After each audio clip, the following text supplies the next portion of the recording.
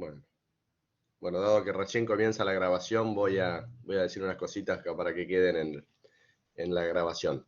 Bueno, esta clase va a ser un poco para hablar distintos temas y preocupaciones que pudieran tener, y vamos a hablar de los fallos Plaza de Toros, Sala de Listas Podestá y Ercolano. Ahora, bueno, Camila nos estaba contando un poco los hechos de la causa Plaza de Toros, nos estaba contando el empresario plantea, judicializa un reclamo porque alega que se estaba violando su derecho al ejercicio de una actividad comercial en el territorio. Bueno, yo le preguntaba esa era la postura de él y, bueno, cuál era de alguna manera la postura del estadual, digamos, normativa, o sea, qué derechos habían entrado en conflicto.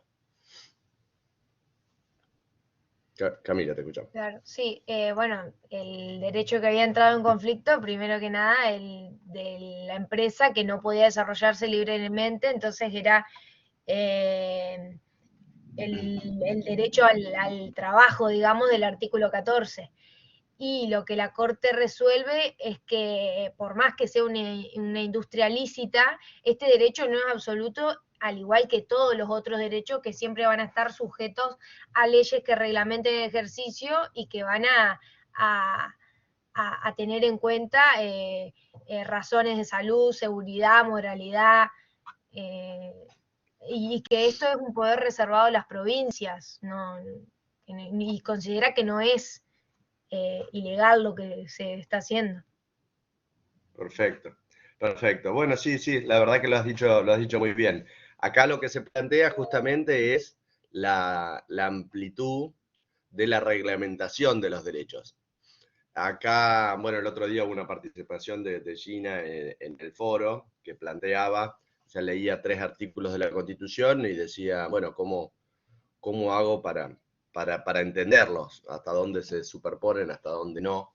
Estas 3 instancias, estos 3 artículos. Bueno, acá lo que pasa es en la parte de declaraciones está la declaración del derecho a trabajar, y por el otro lado viene el Estado y reglamenta ese derecho, y ese derecho que cuando uno lee el artículo 14 de la Constitución o el 17 pareciera absoluto, bueno, se da cuenta que en realidad no hay derechos absolutos, sino que empiezan a ser reglamentados.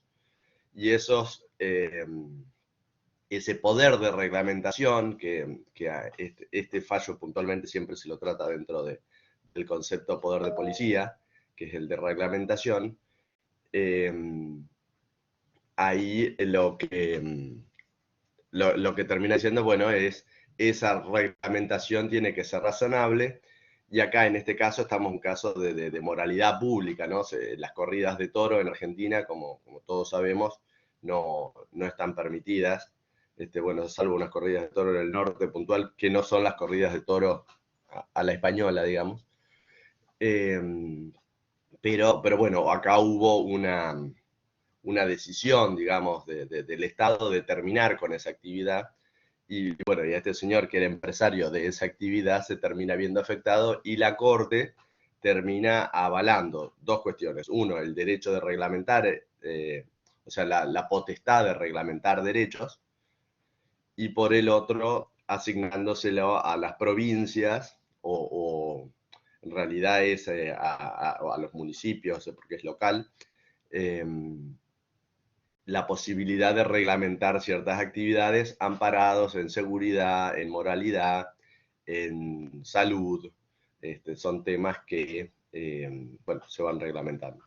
Acá levantó la mano Francisco Cantero, no sé si quería hablar. Sí, Francisco, adelante. profesor, buenos días. Quería acotar que en el fallo la Corte había dicho que, o sea, el hecho de no permitir estos espectáculos al aire libre no hacía suponer la posibilidad de construir un establecimiento al efecto, porque de todas maneras seguía ofendiendo, o sea, o atacando la moral pública, la seguridad y la salud, como usted bien dice.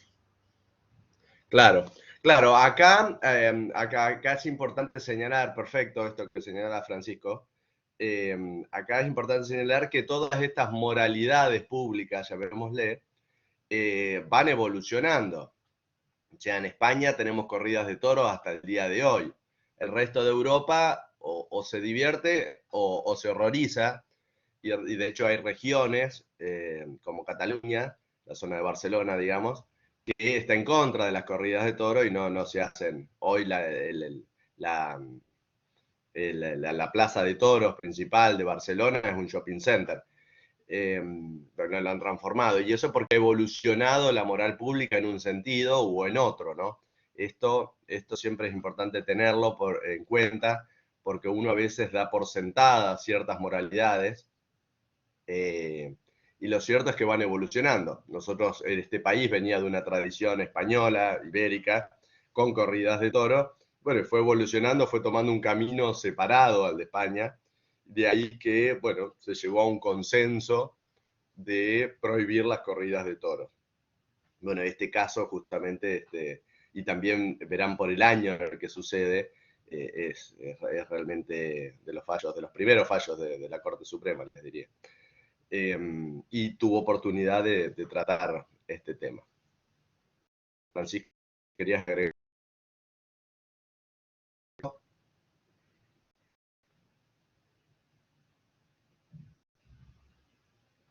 No, está perfecto, lo comprendí.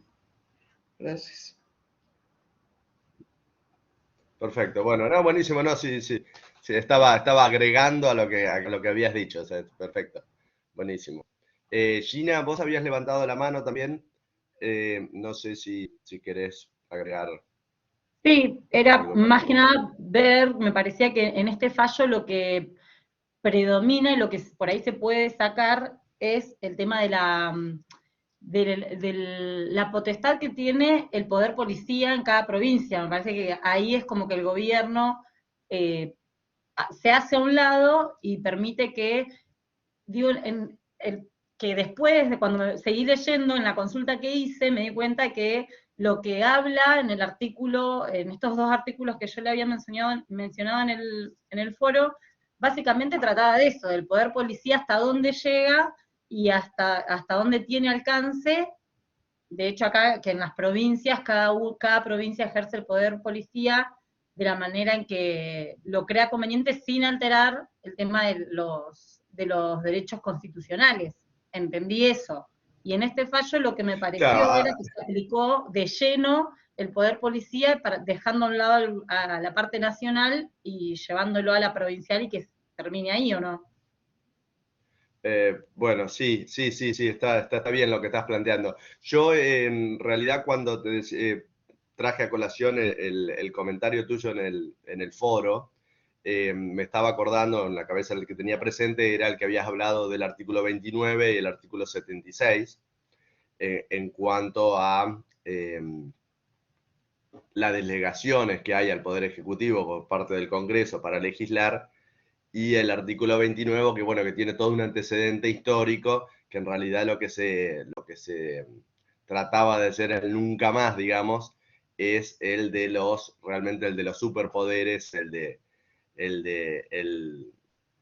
líder del Poder Ejecutivo que concentra las facultades de legislar, mientras que el artículo 76 para cuestiones administrativas de emergencia, y por cierto plazo se pueden delegar y ciertas materias, ¿no? Por eso te decía también combinarlo con el artículo 99, inciso 3, que es el que regula los decretos de necesidad de urgencia, porque de alguna manera hay prohibiciones en algunas materias específicas en las que al Poder Ejecutivo no se le permite legislar.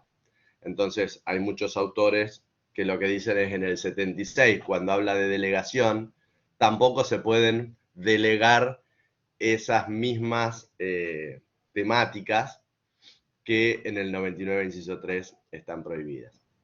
Ese es el caso que yo tenía en la cabeza, ¿no? Pero cómo juegan tres artículos de la Constitución acá en este que estamos viendo. Quizás los que entran más en conflicto serían el 14 contra el 28 de alguna manera, y contra, antes, en la Constitución vieja, el artículo 67, que eran las atribuciones del Poder Legislativo, y el 75 hoy, ¿no? Que es esta posibilidad de, bueno, de llevar adelante las políticas públicas, que avanzar con políticas públicas significa de alguna manera tener injerencia en los particulares. Entonces, bueno, ¿hasta dónde se puede interferir? En este fallo no se pone un tope, sino que lo que se hace es, o sea, no se le fija un límite al Congreso, sino que este fallo sirve como antecedente para decir, bueno, acá las legislaturas locales están potestadas para hacer limitaciones de poder de policía, de reglamentar derechos, o sea, circunscribir la amplitud del derecho constitucional en ciertas temáticas, de salud pública, moral Claro, pública. de hecho, este fallo creo que sale en uno de los otros dos que nos dio, también lo nombran, respecto, calculo que hace hincapié justamente en eso, en la parte del poder que ejerce el Estado Sí.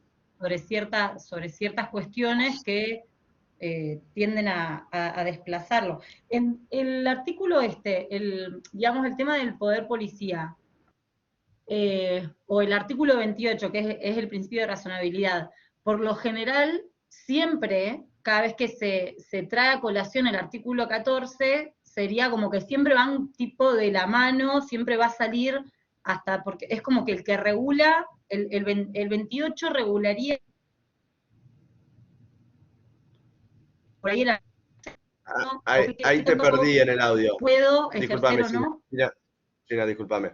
Ahí Sí, se justo como muy interrumpió mala señal. la señal, sí. Decías, el artículo 28.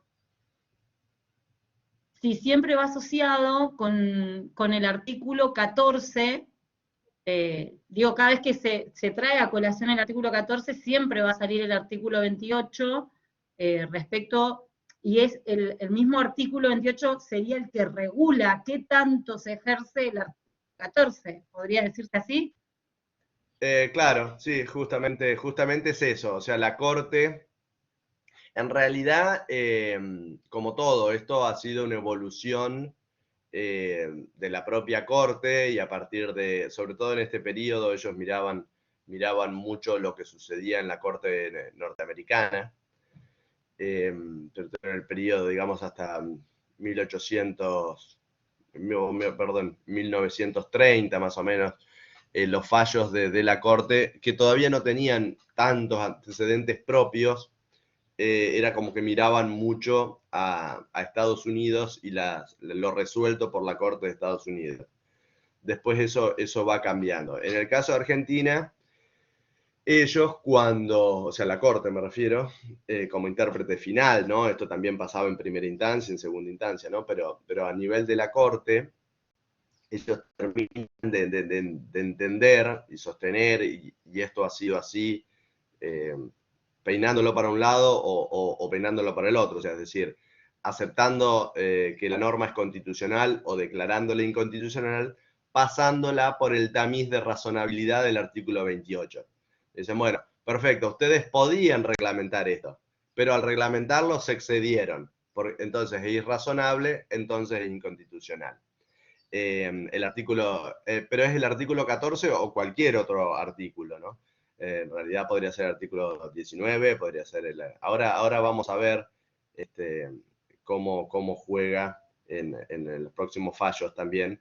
El de Saladaristas quizás es más parecido, pero con Ercolano ya vamos a ver otras problemáticas que entran en juego en cuanto a la reglamentación de derechos y cómo lo entendió la Corte y qué es lo que dijo la disidencia, porque el voto de disidencia es muy importante en el caso Ercolano, porque si bien no fue el voto mayoritario, también de alguna manera dejó en evidencia qué es lo que se estaba modificando, cuál era la novedad. Era lo que se priorizaba en realidad, porque... Claro, sí, puesto en los platillos, o sea, la postura mayoritaria de los jueces de la Corte, para qué lado fue. Que quizás uno lee el voto mayoritario y puede parecerle razonable, plausible, lo lee quizás como de sentido común, Pero bueno, al leer el fallo el voto, perdón dicho, del doctor Bermejo en disidencia, bueno, advierte la problemática, bueno, que era un poco más profundo de lo que quizás en la primera revisión podría ser, y los argumentos, sobre todo en ese momento histórico, eran muy importantes. Bueno, acá hubo un varón que por ahí habló, que no sé si levantó la mano o no, pero fue una voz masculina. No sé si quiere comentar algo, agregar a lo que Yo, venimos de hecho, hablando. Cristian, Hola, yo. Cristian, Buen día, profesor. ¿cómo le va? ¿Cómo le va? Bien. A lo que se refiere la compañera también son las facultades no delegadas de las provincias sobre la seguridad y la educación. Bueno, en este caso la seguridad, la educación y la salud.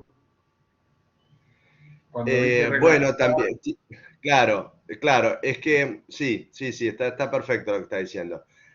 Y acá, bueno, es un buen ejemplo, esto es lo que estás trayendo a colación, de cómo los distintos artículos de la Constitución se van tratando de armonizar para bueno, ya no verlos como artículos aislados, sino claro. tratar de hacer interpretaciones un poco que reflejen el espíritu del conjunto de los artículos de la Constitución. Claro, O el sea, 120, ¿no? bueno, el de la Constitución actual, sí. Bueno, es decir, las provincias, ¿por qué? Claro, ¿por qué las autoridades locales tienen esta potestad? ¿Y por qué no es el Estado federal el único en hacerlo? Bueno, Claro, son las justamente es facultades no porque, delegadas. claro, son al momento, o sea, esto es de la teoría constitucional de la Constitución argentina y de cómo fue entendida mayoritariamente y de alguna manera reflejada en el texto de la Constitución, es esta idea de que Argentina es el resultado de un acuerdo entre distintas provincias que deciden crear un Estado federal, de alguna manera crear una autoridad a nivel supraestadual, supraprovincial, que emita normas que sean vinculantes para los habitantes de las distintas provincias. O sea, si no, o sea, siguiendo el modelo norteamericano, cada estado regulaba a su propia población. Bueno, acá se juntan distintos estados, crean un estado que está por sobre ellos y que tiene la facultad de crear normas que afectan dentro de la provincia, o sea, que son vinculantes. La experiencia de nuevo norteamericana, en esto los artículos de la Confederación, que es digamos, la constitución previa a la constitución actual norteamericana, o sea, fue digamos, la constitución que rigió en la guerra de la independencia En Estados Unidos. Lo que pasa es que en Estados Unidos. nosotros nos reunimos ya con preestablecido, cada provincia se reunió con una idea de una constitución. Ello fue a la fuerza por el poder del rey, contra el poder del rey, a diferencia de ellos Bueno, contra nosotros. sí, o sea, podríamos hablar, yo no me quiero derivar tanto de esto porque sé que ustedes tienen una materia de historia constitucional, pero lo cierto es que ellos primero crean esta alianza entre provincias para, de alguna manera, o de colonias en ese caso, para repeler al rey, y después se dan cuenta que ese Estado confederado que habían armado, que no le daba la posibilidad al Estado confederado de dictar normas que afecten a las provincias, les resultaba bastante ineficiente y por eso terminan, muy resumidamente, terminan creando el Estado federal que conocemos nosotros y el que toma nuestra Constitución. Acá, la Constitución es el resultado inmediato de una guerra. Yo como entrerriano, siempre estamos hablando de Urquiza, los entrerrianos, y ahí hubo una batalla contra Rosas, que era, digamos, la figura política más importante digamos, de las Provincias Unidas del Río de la Plata, que se oponía a la Constitución, que se oponía sobre todo, si bien él era federal, se oponía a esta Constitución federal que impulsaron las provincias Santa Fe, Entre Ríos, Corrientes, vinieron los brasileros también a pelear, y se crea un congreso constituyente a partir de esa guerra.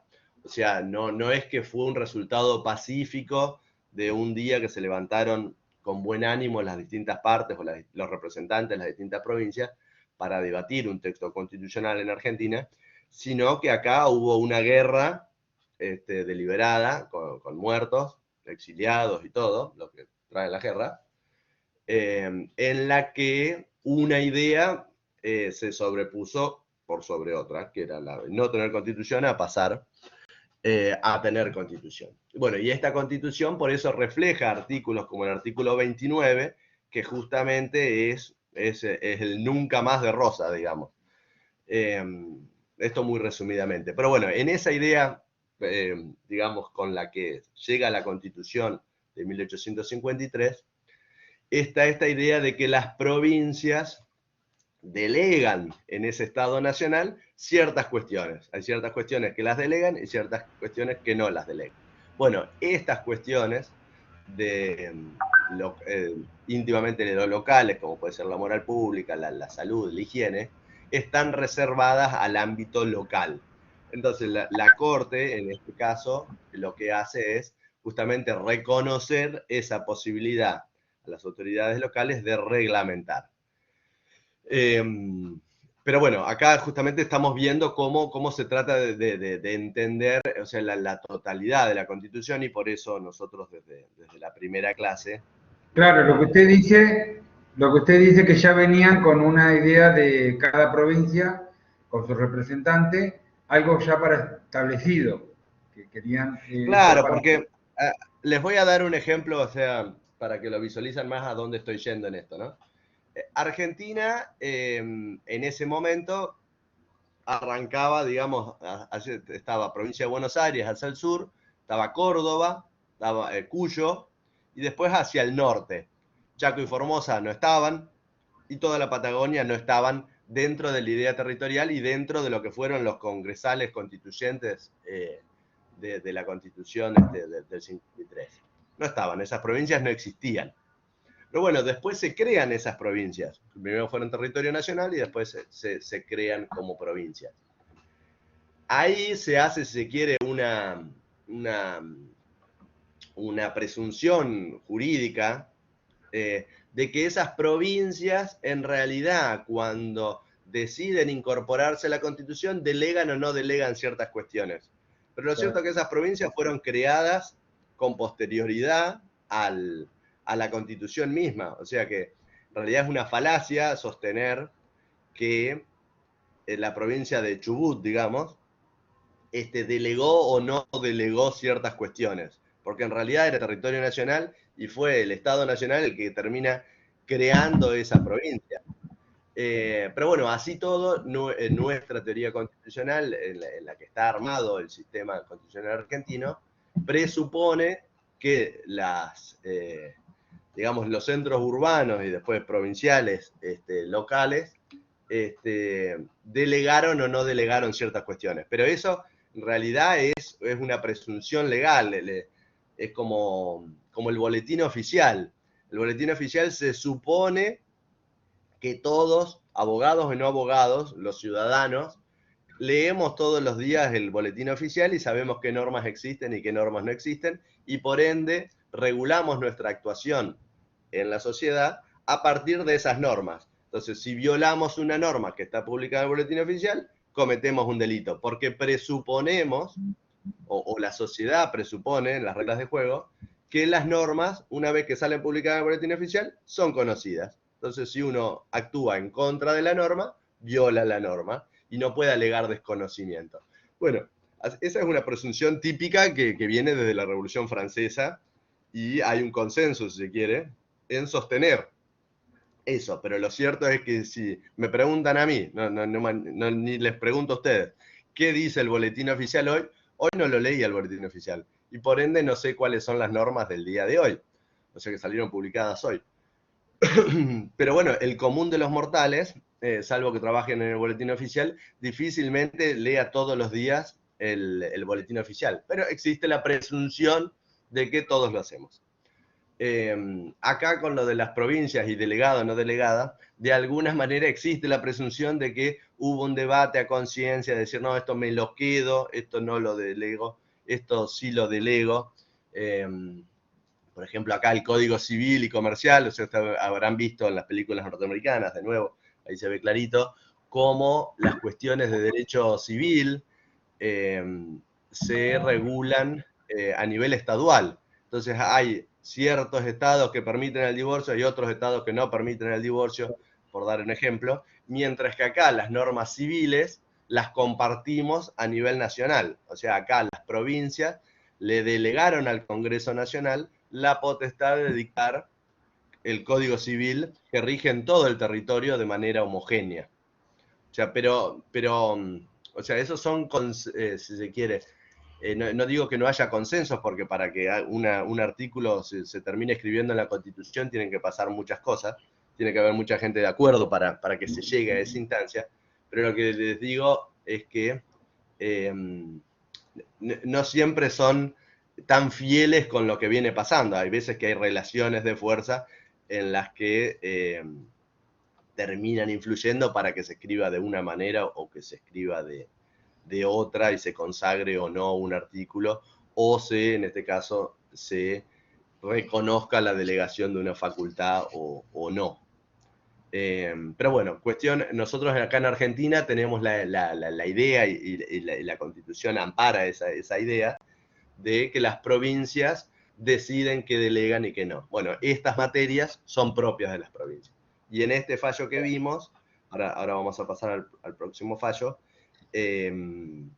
justamente lo que dice es sí, las autoridades locales pueden regular en estas materias. Pero no dice con qué límite, todavía no llega al límite. Lo que está reconociendo este fallo como leading case es adelante autoridades locales pueden reglamentar derechos. En este caso, bueno, es el derecho de ejercer una actividad hasta ese momento lícita, que le dicen no la podés hacer más. Nada de reclamar daños y perjuicios porque te cierra una actividad de golpe, sino vos no tenés derechos adquiridos, te quedaste sin actividad, no te voy a habilitar, y porque hay un consenso en la sociedad de que esto va en contra de la moral de la sociedad argentina. No nos gustan las corridas de toros. Que es más o menos también lo que pasa en el fallo de saladeristas, que básicamente hablan en cuestiones de salubridad también, eso es en la parte de salubridad. Claro, bueno, son paralelos, sí, se parecen mucho. Yo no sé si ahora, bueno, justamente ya estamos pasando ahí a saladeristas de potestad, si alguno quiere contar de qué se trata un poco. Lo hacemos breve, así después hablamos de Ercolano, que da... Acá Catalina levantó la mano, no sé, Catalina, si querés contarnos. Buenos días a todos. Voy a tratar de habilitar el video, que no sé si se me ve o no, pero bueno, no, parece que no. Te escuchamos, por lo pronto, te escuchamos, que es lo más importante. Sí, bueno, yo quiero comentar, por favor, profesor, respecto a lo que leí del fallo de saladeristas, que allí la Corte, que revisó la sentencia en su recurso extraordinario, obviamente en su incuestionable función que cumple, que invocaban un permiso como un derecho adquirido, no fue tal así, porque ese derecho concedido solo fue bajo la condición implícita de que la actividad, en ese caso la industria, allí instalada en esa época histórica, no debía ser nocivo a los intereses de la comunidad. Y al haberse producido ese hecho, es que no se lo reconoció como un derecho adquirido, a pesar de que hubo un permiso para la explotación de dicha industria. Pero al haber comprometido la salud pública, que es de orden público y general para todos, Es por ello que esa demanda no prosperó, esa demanda interpuesta por los saladaristas de Barracas, puesto que es lo que allí se protegió, es la salud pública y no el interés de una industria, en perjuicio de la comunidad y sobre todo del ambiente y del río.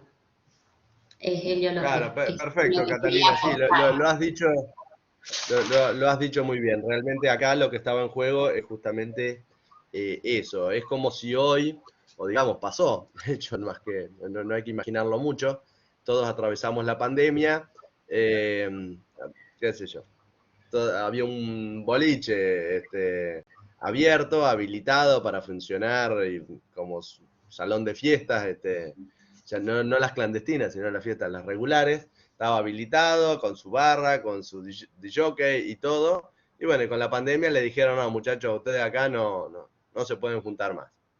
Y él le va a decir, bueno, pero yo tenía el permiso acá, mire, dura 4 años mi permiso, o 6 años, lo que sea. O ya tengo habilitado este lugar porque ya vinieron después de Cromañón y ensanchamos las puertas, tiene todos los matafuegos, tenemos un bombero que viene siempre, tenemos un cuerpo médico acá por si pasa algún problema. Y acá le dijeron, no, mire, hay una pandemia, hay riesgo de generar un brote en este espacio, usted no abre. Bueno, acá de alguna manera, analógicamente, lo que está pasando en el fallo que comentaba Catalina, de Saladeristas, le están diciendo, bueno, ustedes estaban habilitados, pero bueno, no tienen un derecho adquirido porque nos hemos dado cuenta que contaminan tanto el riachuelo, que sigue contaminado, por cierto, no solo por los saladeristas, sino por toda la actividad industrial desarrollada en su orilla. Consideramos que tienen que cerrar esas actividades y no le vamos a permitir el desarrollo de esta actividad, que estuvo permitida, pero bueno, no lo tienen permitido más. Y ahí, o sea, estas empresas que pedían digamos, una restitución de daños y perjuicios, como un incumplimiento contractual del Estado, digamos, de alguna manera les hizo invertir, porque piensen que todas estos saladeristas, que eran los frigoríficos de la época, bueno, eran inversión material, y con personal contratado, no con las leyes que vinieron después, pero bueno, era una estructura empresarial que de un día para el otro tiene que cerrar. Entonces esta empresa lo que le dicen es, bueno, muy lindo, me cambiaron los vientos, pero yo tenía este derecho y como me lo han afectado, bueno, reconózcanme daños y perjuicios. Como podría pasar, no sé, en eventos más recientes con las concesiones. Acá en Argentina, bueno, hay un largo historial de concesiones que terminan. Perdón, profesor, se lo escucha entrecortado. Afectados.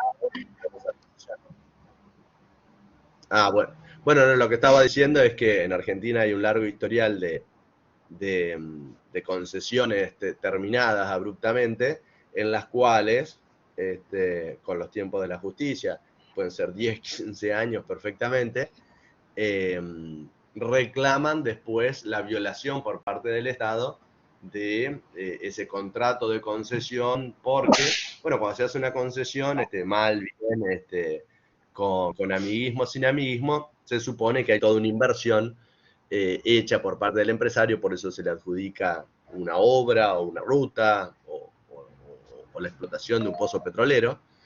Entonces la terminación de esa concesión, bueno, después da lugar a un reclamo de daños y perjuicios. Bueno, acá con Saladeristas ellos intentaron en ese momento que prospere un reclamo de daños y perjuicios y judicializan su reclamo, y después fueron escalando hasta la Corte Suprema, llegan por recurso extraordinario, como dijo Catalina, planteando la violación de este derecho de propiedad de ellos, que es lo que la Corte les termina dando vuelta, diciendo, bueno, acá no hubo una reglamentación indebida, y Pito Catalán, básicamente, fue eso lo que le terminan diciendo y no le hacen lugar al reclamo, ¿no? Lo que pasa es que también le dieron como varias... Me gustaría agregar que en ese caso concreto de los saladeristas, los saladeros, esa autorización otorgada históricamente, de acuerdo a la fecha de la sentencia, no tenía carácter de ley porque no ligaba la autorización esa, no ligaba al poder administrador o administrativo, tampoco tenía carácter de contrato civil, tampoco obligaba al Estado con esos industriales. No, bueno, pero No, lo lo que cierto pasa es que es igualmente, claro, en realidad ahora, igualmente en la demanda de los saladeristas, ellos hacen referencia a la ley que los dejaba trabajar la explotación del otro lado del riachuelo, que en realidad ellos se agarran de eso para plantear la demanda, pero la Corte empieza a fallar con distintos decretos, y no es que en una primera instancia lo llevan directamente a negarles el trabajo, sino que le dan como varias instancias, la Corte otorga varias instancias donde les dice que se tienen que readecuar la manera de explotación en las fábricas. Entonces, me parece que ahí la Corte les da como un tiempo prudencial hasta que reconoce que ni siquiera puede... En un principio les dice que paguen costas y termina diciendo que ni siquiera las paguen, que igual no los autorizaban a seguir con la actividad por una cuestión de salubridad respecto, también agarrándose del artículo 14, del 17 y demás, y ahí es como que los empiezan a enlazar a todos los artículos. Profe, a ver, esto, también... no sé, a ver, perdón, no sé si era Catalina o quién era que estaba hablando. Sí, si me transmito. permite agrego un poquito más. Y también allí, además de esa ley histórica y devenida también otras resoluciones, siempre se les dio tiempo a esas industrias a que cumplieran con el tema de la salud sobre todo, o sea, que siempre estuvo fundado en la presunción de inocuidad, bien lo dice, lo relata la sentencia de última instancia. Sí, a ver, yo les quiero transmitir porque acá como cátedra no nos gusta o tratamos de evitarlo siempre, de bajarles una línea de interpretación, ¿no? Nosotros lo que nos gusta es justamente esto que se estaba generando recién, de poder ver que hay posiciones distintas que se pueden tomar sobre un mismo fenómeno. Acá, simplificando, y también traigo de nuevo a colación la experiencia norteamericana, porque ahí quizás más. Acá, o sea, y todos los inmigrantes que vinieron acá a Argentina, traídos por esa idea de libertad, para ejercer el trabajo y tener acceso a la educación y la salud, que vinieron y del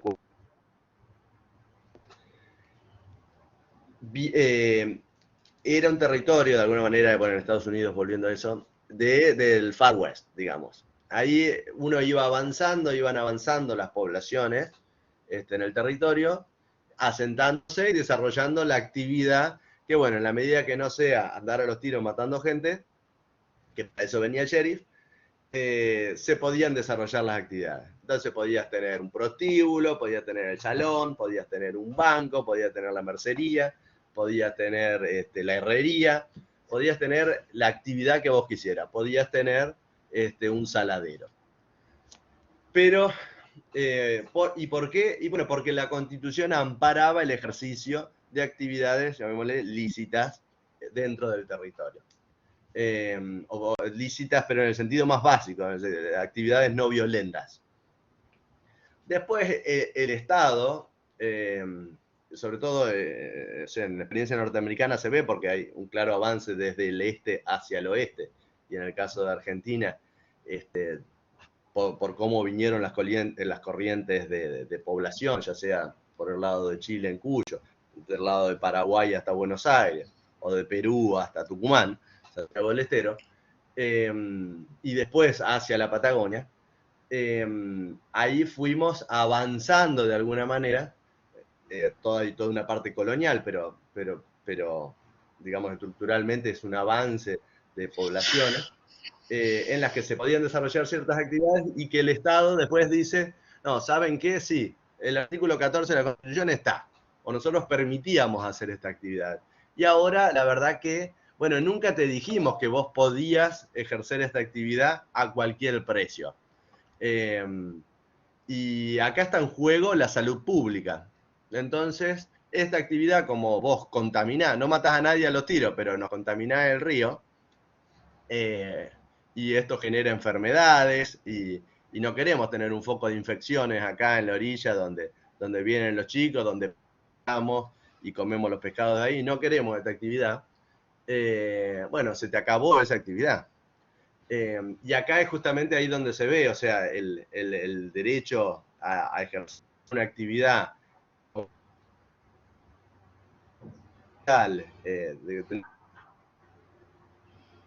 bueno, porque se llega a otro consenso. O sea, ya no estamos más en el Far West, en el que podían hacerse todas estas cuestiones, y ahora viene el Estado y te regula, y te dice, no, esa actividad ya no podés hacerla.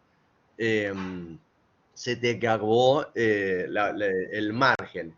Y obviamente, para argumentar en esa línea, va a decir, bueno, acá en realidad la actividad, la ley que amparaba estas actividades, en ningún lado estaba a nivel ley diciendo que ustedes iban a poder hacer esta actividad incluso contaminando.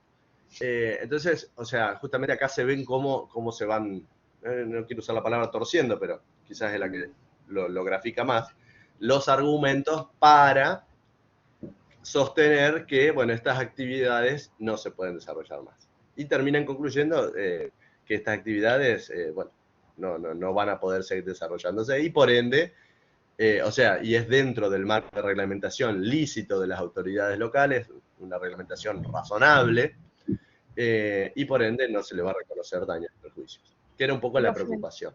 Ahora, a ver, acá Damián hizo un comentario, lo vamos a leer y después vamos a pasar al otro fallo porque nos quedan 12 minutos.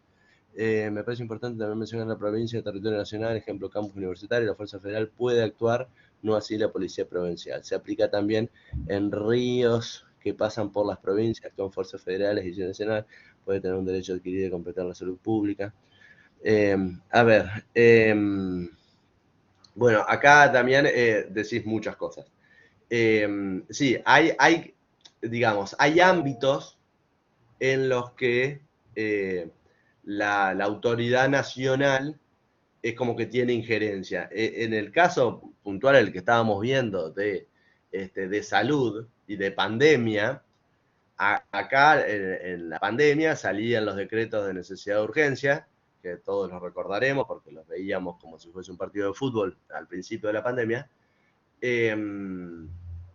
Y ahí era el Estado Nacional que bajaba líneas sobre qué actividad se abría y qué actividad se cerraba, cuando estamos viendo justamente en estos fallos que las cuestiones sanitarias deberían ser por autoridades locales. Pero bueno, hay también instancias y situaciones en las que hay, o sea, que conviven, y la Corte Suprema ha tratado de dejarlo en claro, sobre todo después de la pandemia o durante la pandemia, esta necesidad de encontrar equilibrio en esas situaciones en las que hay superposiciones, digamos, de intereses. Porque en el tema de la pandemia, obviamente la posibilidad de tener una provincia que genere un foco de infección se irradiaba sobre todo el resto del territorio. Entonces, de ahí la razonabilidad de que haya políticas nacionales coordinadas con las autoridades locales para enfrentar bueno, este problema de la pandemia todos.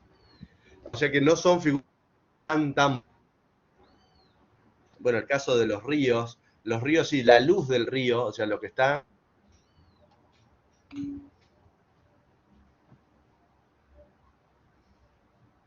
Se corta, me parece, profesor. De del río hacia arriba. Perdón, profesor, hay interferencia, está entrecortado, se pierde el audio, se perdió el audio. Voy a sacar... Sí, profe, no sí, se escucha nada. Sí. Ok, voy a sacar la imagen, así me escuchan, probablemente así voy a tener más. Ahí saqué mi imagen, pero me parece que así van a recibir mejor. Sí, ahí se lo el escucha sonido. clarito. ¿Ahora me escuchan? Clarito. Sí, profesor. No, lo que decía era que estaba contando... Perfecto, muchas gracias. Lo que estaba contando es que en temas de salud, por ejemplo, que ahora estamos viendo que son temas locales, también hay veces, como sucedió en la pandemia, que el Estado Nacional está interesado en coordinar de alguna manera las políticas locales y bajar línea de cómo actuar, sea en las provincias que tienen fronteras con otros países, o sea con el tránsito interprovincial, que estos recuerdan, no se podía cruzar de provincia a provincia, había provincias que realmente habían planteado dificultades para el tránsito. Pero bueno, hay un ámbito de salud que se maneja localmente y hay un ámbito nacional. Por eso hay Ministerio de Salud nacional y hay Ministerio de Salud provinciales en todas las jurisdicciones. Que esto, la Corte lo que dice es que tienen que actuar de manera coordinada, ¿no? En principio de buena fe.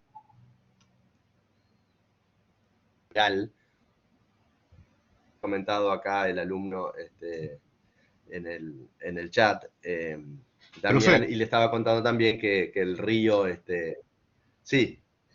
No, yo relaciono mucho estos dos fallos, digamos, y me parece importante, que por eso también mencioné, yo soy de la provincia de Misiones, y por ahí las industrias acá, como la maderera, de los aserraderos, papeleras, que son también internacionales algunos, cómo toman estos, digamos, los artículos, tanto 17, 18 y 19, que son los derechos básicos, con la 28, que son, digamos, los principios de garantía y derechos, que no alteran, digamos, para como que queda como pétreo, digamos, para no podrán ser alterados, digamos, las leyes que reglamenten su ejercicio, cómo toman esto para desarrollar por ahí digamos, sus fabricaciones que contaminan, y me parece importante estos dos fallos como jurisprudencia de que si afectan, digamos, un gran porcentaje de población, que realmente que ahí tenga injerencia, digamos, que se aplique la Constitución Nacional y digamos, el Estado Nacional, digamos, no se respalden con lo provincial, que eso me pareció muy importante en mi zona, por lo menos, que se aplique.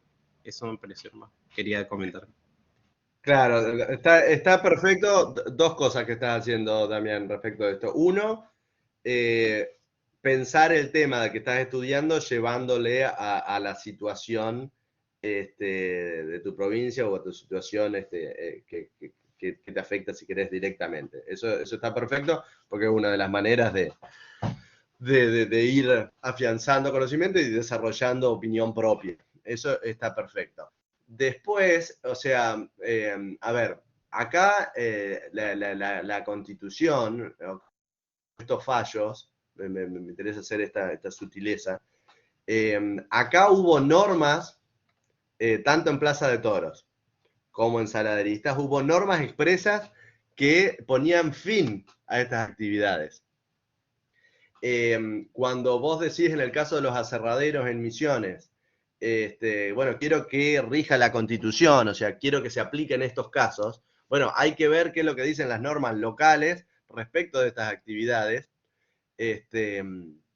para ver si están en violación o no. Digo, yo no las conozco, no conozco el caso puntual, la verdad que no soy especialista en ese tema, pero lo que sí estructuralmente me interesa transmitirte es que acá no es que hay una traspolación inmediata, o sea, acá la traspolación que hagas necesariamente requiere ver cuáles son las normas provinciales, que me imagino que habrá normas, como pasa hoy en todas las jurisdicciones, que se superponen, se contradicen, que generan espacios especiales, periodos transitorios, que prohíben ciertas actividades, después no queda claro si esas actividades entra dentro de la prohibición o no, porque la norma no es del todo clara. Bueno, y todos los problemas que se plantean en los casos concretos. Pero lo que digo es, no te quedes con la idea de que podés traspolar esto y decir, bueno, quiero este leading case que se me aplique en mi provincia y que los aserraderos dejen de talar los árboles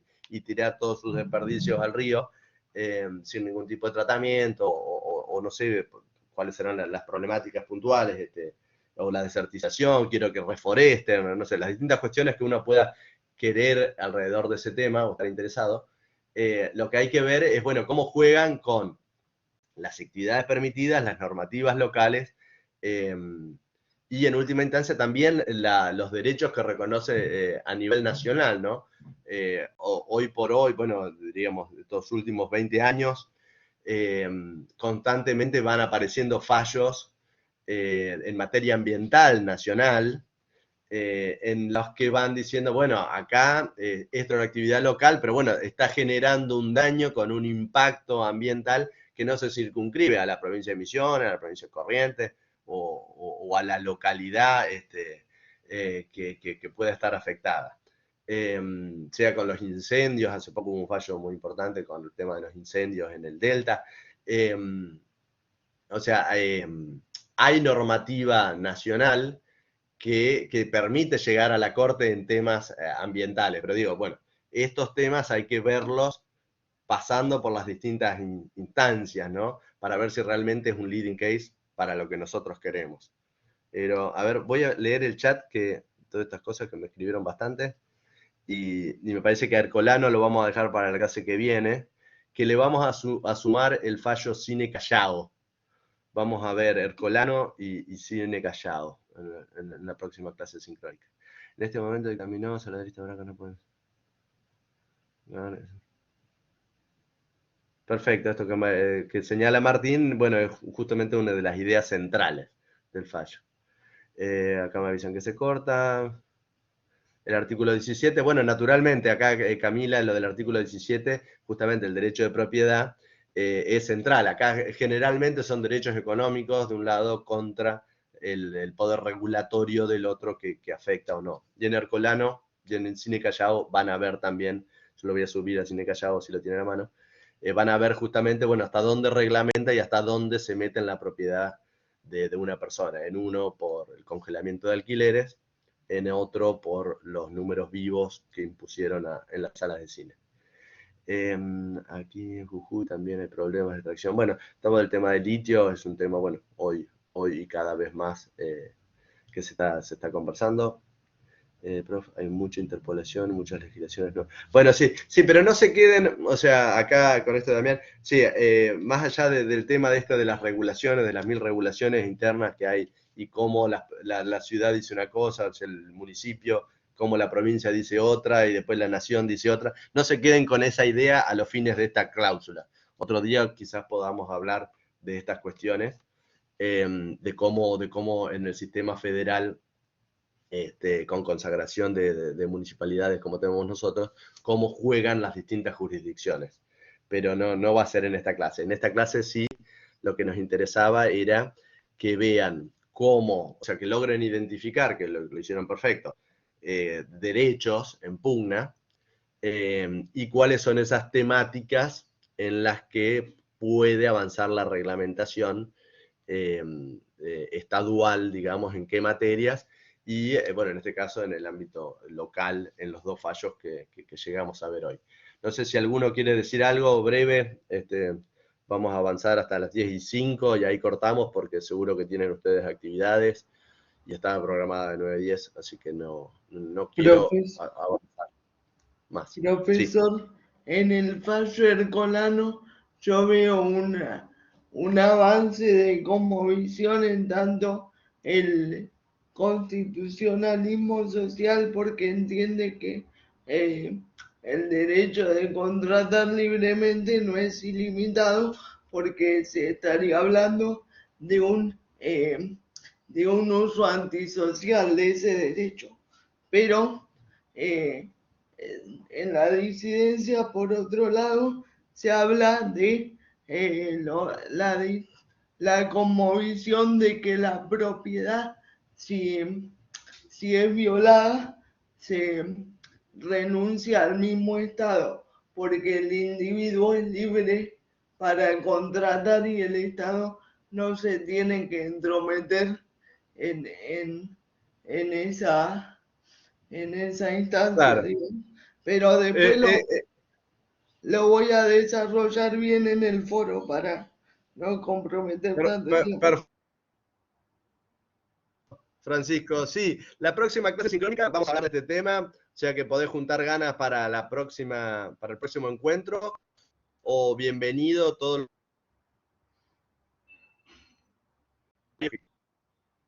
que es realmente un leading case que marcó época y que se sigue citando al día de hoy.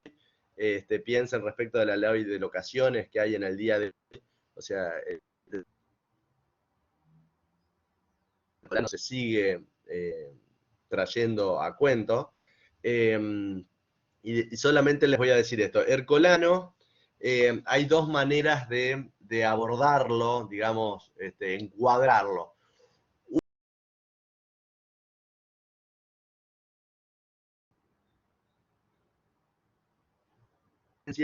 En la cual, ante crisis puntuales, en este caso una crisis habitacional, el gobierno adopta unas medidas, digamos, extremas, en las que, en este caso, se interfieren en contratos celebrados entre particulares y les dicen, en este caso al propietario, momentito, el alquiler no sigue subiendo, queda donde está. Por más que hayan pactado lo que hayan pactado, queda donde está. Entonces, en una situación de emergencia, la Corte ha reconocido, y hay todo un desarrollo en jurisprudencia en temáticas de emergencia,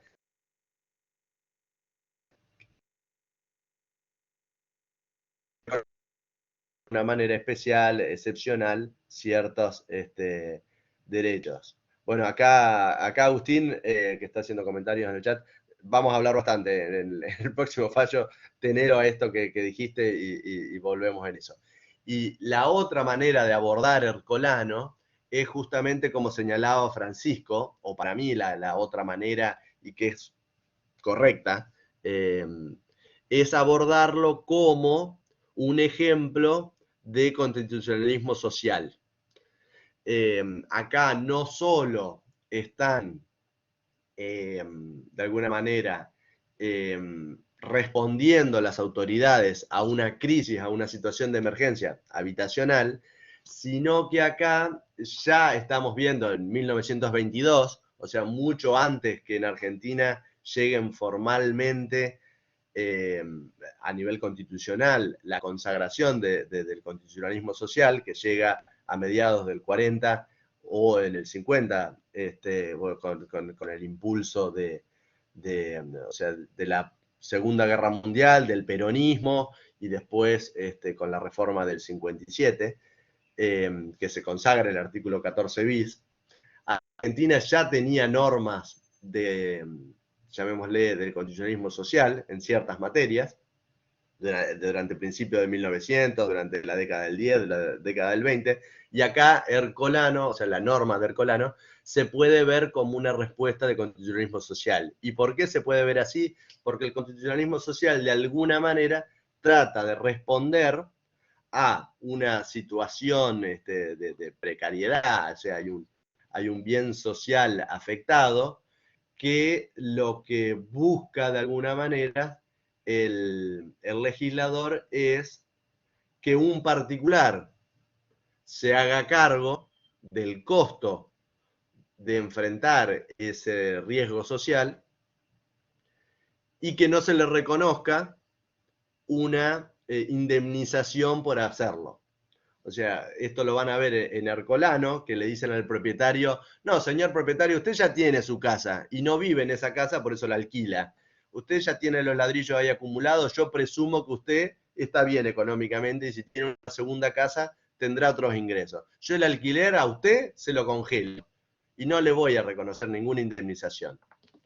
Acá si ven el fallo, el voto de Bermejo, justamente lo que dice es no se le puede a alguien quitar la propiedad sin reconocerle una indemnización, como sucede en la expropiación. Va a pasar una autopista por el medio de tu casa, bueno, el Estado te expropia tu casa, te paga un valor por tu casa y vos te quedás sin la casa, pero con la plata. Bueno, en este caso, que es típico de constitucionalismo social, lo que hace es decir, no, bueno, usted, señor, usted se va a hacer cargo de este problema. Este problema es los problemas habitacionales. Entonces su inquilino, bueno, su inquilino es el afortunado del día o el desgraciado del día al que hay que ayudar. Y usted lo va a ayudar. Y no le vamos a hacer una indemnización por eso. En Cine Callao pasa algo parecido, y ya cerró con esto, es a los dueños de los cines, que era a mediados del siglo XX, a mediados del siglo XX el cine está en pleno auge, había salas de cine por lo menos acá en Capital Federal, por cuadra una, y los teatros estaban en decadencia. Entonces todos los actores de variedad se habían quedado sin público, porque el público iba al cine, no a ver al mimo a la esquina. Entonces lo que terminan imponiendo en Cine Callao, acá leo que Martín dice, la verdad es muy autoritario. Bueno, cuando leas Cine Callao, probablemente vas a decir que eso es mucho más autoritario. Pero bueno, por eso es bueno ver el voto de la mayoría y ver el voto de la minoría en estos casos, porque, bueno, claramente se contraponen dos posiciones para enfrentar un mismo problema. Y están los argumentos que dicen esto es propiedad privada, no puede invadir tanto, no me puede afectar a mí. Si quieren expropiarme mi casa, expropiármela, pero denme la plata. No me hagan tener una casa que no le puedo sacar una renta. Eso es hercolano. En Cine Callao, a los dueños de los cines le impusieron que antes de que empiecen las películas, tener un número vivo en la que los actores de variedad estén ahí. Y el dueño del cine no podía ni siquiera trasladar el precio de la entrada para pagar ese show. O sea, lo tenía que pagar a él de su bolsillo al número vivo, y el público que iba a ver una película, no el show de variedad, terminaba viendo la variedad y la película que había ido a ver al cine. Pero bueno, son fallos muy interesantes porque marcan un cambio de época. Entonces se puede ver desde los dos fallos, Hercolano y Cine Callao, que ahora se los voy a mandar, se puede ver tanto desde la óptica de el derecho de emergencia, o sea, todos estos están en poder de policía también, ¿no? Como gran tema, la reglamentación de derechos. Se puede ver, o sea, como derecho de policía decía, como la tradición de situaciones de regulación en situaciones específicas de emergencia o de crisis, y también como respuestas normativas del estilo del constitucionalismo social. Y les digo esto y cierro con esta idea. El constitucionalismo social, que esto ya creo que la clase sincrónica pasada lo decía, al trabajador, por ejemplo, al empleador, en un buen día, antes no pasaba esto, le dijeron, usted le tiene que pagar las vacaciones a su empleado. Y el empleador dijo, ¿por qué yo le tengo que pagar las vacaciones? Yo le pago a la persona cuando viene a trabajar. O sea, me imagino, o sea, mucha gente acá seguramente tiene a alguien que le hace changa, tiene algún peón, tiene una empleada doméstica, no la tiene regularmente registrada, y le paga los días que vienen, las horas que vienen. No le paga vacaciones. Bueno, eso mismo pasaba antes de la regulación que consagre el pago de las habilitaciones pagas. El empleador no pagaba eso, porque no recibía nada. O sea, le podía decir, no vengas una semana. ¿Querés tomarte unos días? No vengas esta semana.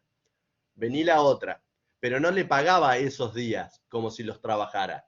Bueno, el constitucionalismo social llegó a la convicción de que el empleador tenía que pagar esos días porque esos días redundaban en un descanso y bajo la presunción de que el trabajador no tenía capacidad de ahorro para poder solventarse sus vacaciones.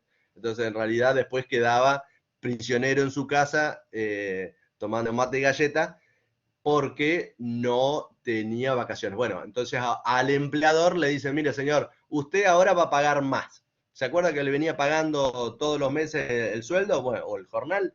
Bueno, ahora le va a pagar también las vacaciones. Y eso generó fallos de empleadores que dijeron, no, yo ¿por qué le tengo que pagar a alguien que no recibo nada? Páguenselo ustedes con subsidio, páguenle ustedes con subsidio las vacaciones, pero yo pago contratrabajo. En una idea del contractualismo más puro. O sea, yo como empleador hice un contrato con mi empleado y le dije, yo te pago por lo que trabajes, no por lo que no trabajes. Y bueno, y acá se entendió que estaba perfecto reconocer las vacaciones pagas. Y se consideró que era una reglamentación razonable, acompasada con lo que estaba sucediendo a nivel mundial, ¿no? Y listo, desde entonces las relaciones laborales llevan las vacaciones pagas, que es un costo de alguna manera, que obviamente después el empleador lo proyecta en cuánto le va a salir, como pagar las cargas sociales, el sueldo, es un costo más pagando, que él lo tomará en cuenta para fijar al fallo. Yo ahora, después les mando, no quiero seguir, yo ahora les puedo mencionar, hay un artículo que yo subí, que yo lo escribí sobre mochila argentina, está en novedades, ahí menciono jurisprudencia previa a la reforma de la Constitución del 57 y posterior, en el que identifico distintos fallos en los que se van reconociendo distintos derechos sociales, o en los que la Corte entendió que eran razonables la reglamentación que venía a reconocer derechos sociales. Ahí en el fallo es un artículo sobre mochila argentina. Bueno, ahora les dejo entonces la tarea de vean Ercolano, vean el fallo Callao, que se los voy a subir, voy a tratar de subirlo ahora mismo, y en la próxima clase sincrónica los conversamos, porque son realmente muy ricos y bueno, generan pasiones, sobre todo acá, como decía el compañero Martín Gutiérrez, en el voto de la disidencia generalmente hay mucha gente que se identifica con ese voto y ve ahí un criterio razonable y no en el voto de la mayoría, y viceversa, ¿no? El voto, no lo digo de la otra manera porque bueno, el voto mayoritario fue el que finalmente se impuso. Bueno, los dejo con esto.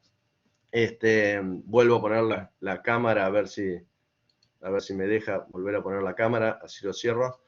Y espero, quizás esta semana, el viernes, voy a ver si podemos organizarlo, yo esto mañana ya lo voy a saber, quizás el viernes tengamos por la tarde la clase sincrónica, y si no, la anunciaremos próximamente.